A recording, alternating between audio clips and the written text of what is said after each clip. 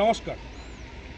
গতকালকে আপনারা দেখেছেন পশ্চিমবঙ্গের বিভিন্ন মিডিয়া তথা সোশ্যাল মিডিয়ায় ব্যাপকভাবে ভাইরাল হয়েছে বারাসাতের ময়নাগদি অঞ্চলের একটি সরকারি প্রাথমিক বিদ্যালয়, যেখানে সরস্বতী পুজো করতে দেওয়া হয়নি।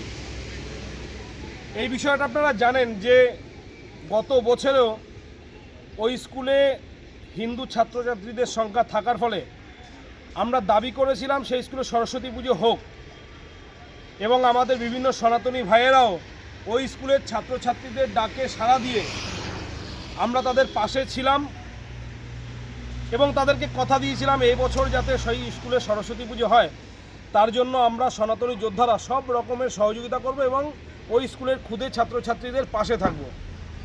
সেই কথা অনুযায়ী গতকালকে যখন সকালবেলায় সরস্বতী পুজোর দিন আমরা স্কুলে যথারীতি পুজোর জন্য গিয়েছিলাম, আমাদের সনাতনী হিন্দু ভাইয়েরা গিয়েছিল, তখন সেই স্কুলের যিনি প্রধান শিক্ষিকা আছেন তিনি যথারীতি থানায় ফোন করেন এবং পুলিশ ডেকে আনে যাতে এই পুজো অর্চনা না হয়। একবার ভাবুন তো কোন রাজ্যে আমরা বসবাস করছি, যে পশ্চিমবঙ্গে এখন বিভিন্ন স্কুলে সরস্বতী পুজো পর্যন্ত এই দলদাস প্রশাসন, চটিচাটা প্রশাসন করতে দিচ্ছে না।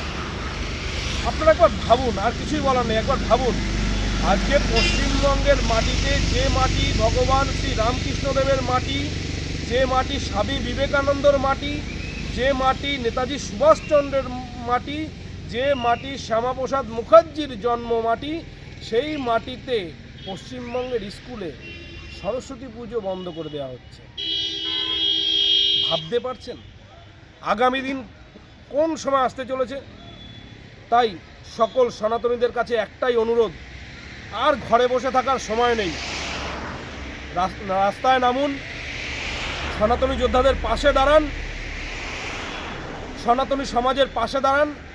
আসুন আমরা ঐক্যবদ্ধ সনাতনী সমাজ গঠন করি। জয় হিন্দ, বন্দে মাতরম, জয় শ্রীরাম।